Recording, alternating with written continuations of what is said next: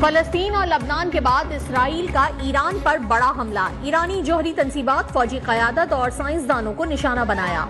पासदारान इनकलाब के सरबराह, army chief समेत मुतादिद अहम कमांडोज और 6 एटमी साइंसदान शहीद। फिजाई हमलों में खवातीन और बच्चे समेत 70 अफराद जाँ बहक, 320 जख्मी। तबरेज एयरपोर्ट और शिराज पर भी हमले। इसराइल ने नतनज जौहरी मरकज को भी निशाना बनाया। तेहरान में पासदारान इनकलाब के सदर दफ्तर में मीज़ाइल दागे। फौजी क़यादत की रिहाइशगाहों समेत फौजी तंसीबात पर भी मीज़ाइल मारे।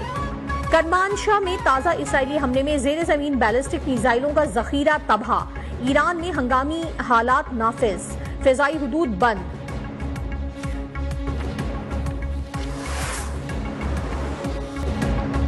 ईरान का भी इसराइल पर भरपूर जवाबी वार। 100 से ज़ायद ड्रोन से हमला। इसराइली फौज का ईरान से दागे गए तमाम ड्रोन मार गिराने का दावा। हुक्काम की अपने शहरियों को शेल्टर्स के करीब रहने की हिदायत। इसराइली वज़ीर आज़म नेतन्याहू महफूज मकाम पर मुंतकिल। इसराइली अस्पतालों में ज़ेर ज़मीन वार्ड्स भी कायम।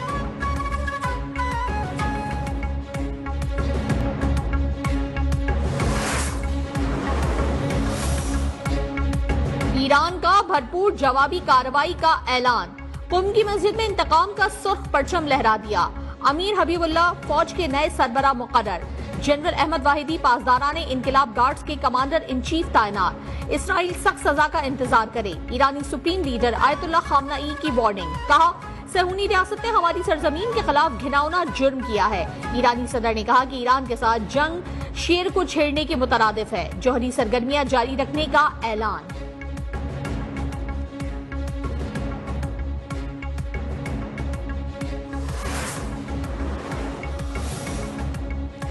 ईरान जौहरी मुआहदा कर ले वरना अगले हमले मजीद वहशियाना होंगे।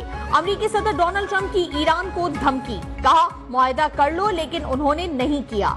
ईरान के कुछ सख्तगीर ओहदेदारों ने बहादुरी से बात की, लेकिन वो नहीं जानते थे कि क्या होने वाला है। सब सख्तगीर ईरानी अब मर चुके, अब आगे भी बदतर ही होगा।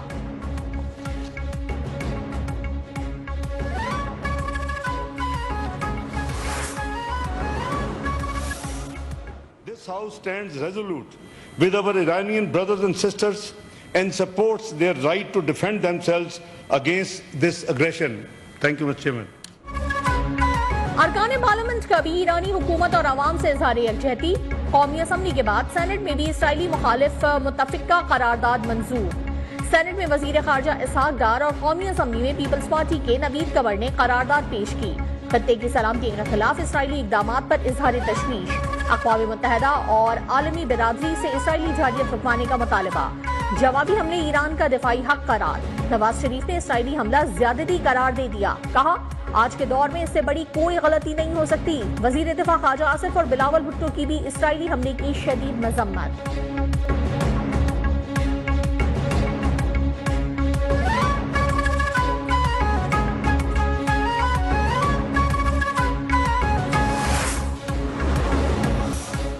आज इसराइल ने दहशतगर्दी करते हुए ईरान पर हमला किया है और ईरान के सिपहसालारान और उनके बहुत से साइंसदान इसमें शहीद हुए हैं और नुकसान पहुंचाया है और ये बैनुल-अक़वामी क़वानीन की धज्जियां उड़ा दी हैं इसराइल।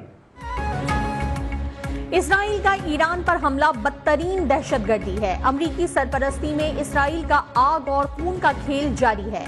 अमीर जमात इस्लामी हाफिज सईद उर रहमान ने कहा, इस्लामी ममालिक जान लें, इसराइल के कदम ना रोके गए तो फिर किसी और का नंबर भी आ सकता है। अमेरिका की मुनाफिकाना तारीख गवाह है कि ये किसी को नहीं बचाएगा।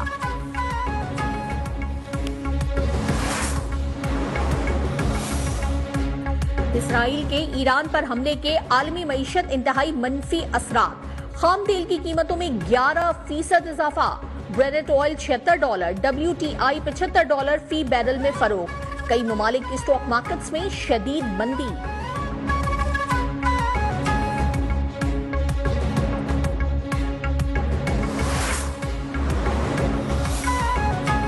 हुकूमती इकदामात से मैक्रो इकोनॉमिक अशारिये बेहतर और ज़र मबादला के ज़खायर भी मुस्तहकम हो रहे हैं। महंगाई और पॉलिसी रेट में नुमाया कमी आई। पाकिस्तान माशी इस्तेहकाम के रास्ते पर गामजन है। नायब वज़ीर आज़म इसहाक डार की पोस्ट बजट प्रेस कॉन्फ्रेंस। कहा, पाकिस्तान मादनियात के खजाने से माला माल मुल्क है। 2022 में अदम एहतमाद के जरिए हुकूमत तब्दील की गई।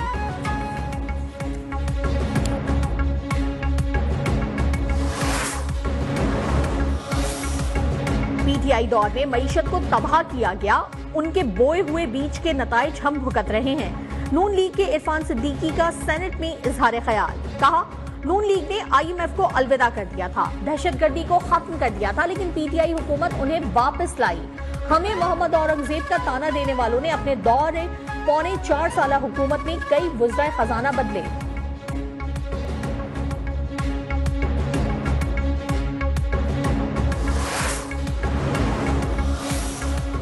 This assembly approves an increase of 12% in the ad hoc relief of employees of grade 1 to 16 and an increase of 10% for employees of grade 17 to 22. Sun assembly में 34 खरब 51 अरब का बजट पेश।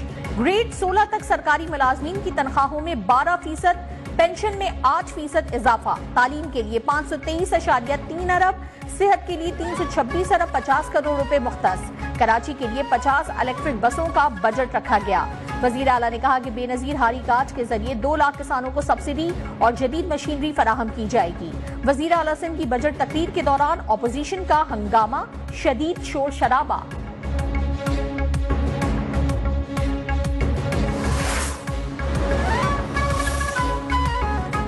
सूबाई बजट किसी सूरत कबूल नहीं, वजीर खजाना ने कहा था कि अपोजिशन की सिफारिशात शामिल करेंगे।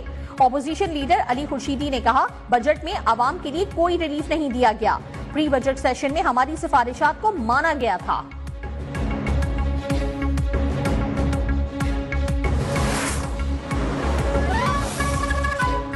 सूबाई हुकूमत ने बजट में आवाम को मुकम्मल रिलीफ देने की कोशिश की। आज ऐवान में एमक्यूएम और पीटीआई का गठजोड़ नजर आया। नए गठजोड़ पर एमक्यूएम और पीटीआई को मुबारकबाद देते हैं।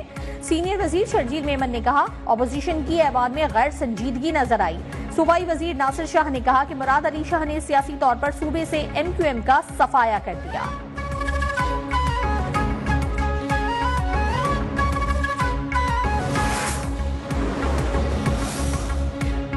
खैबर पख्तूनख्वा असेंबली में भी अपोजिशन की शोर शराबे के दौरान 21 खरब 19 अरब रुपए का बजट पेश।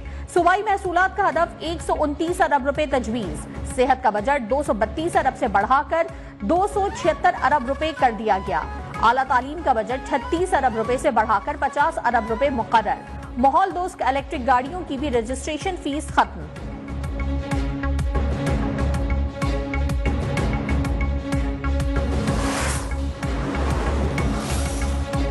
वजीर आला केपी अली अमीन गंडापुर ने विफाकी बजट को धोखा करार दे दिया। कहा फाटा और पाटा पर टैक्स को नहीं मानेंगे, वसूली में रुकावट बनेंगे। हमारा लीडर इस वक्त जेल में है, उनके साथ मुशावरत और तजावीज जरूरी हैं।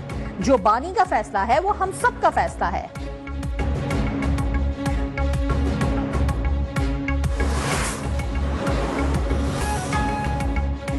जमहूरिया चेक में जारी वर्ल्ड बॉक्सिंग चैलेंज में पाकिस्तान की खातून बॉक्सर छा गईं। लावरा अकरम ने फलस्तीनी हरीफ को हराकर सेमीफाइनल के लिए क्वालिफाई कर लिया।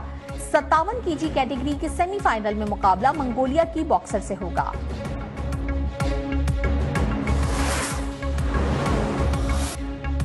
और शहनशाह गजल मेहदी हसन को मद्दाहों से बिछड़े 13 बरस बीत गए। उनकी आवाज, उनका अंदाज और उनकी गजलें आज भी मद्दाहों के जहनों में ताजा हैं।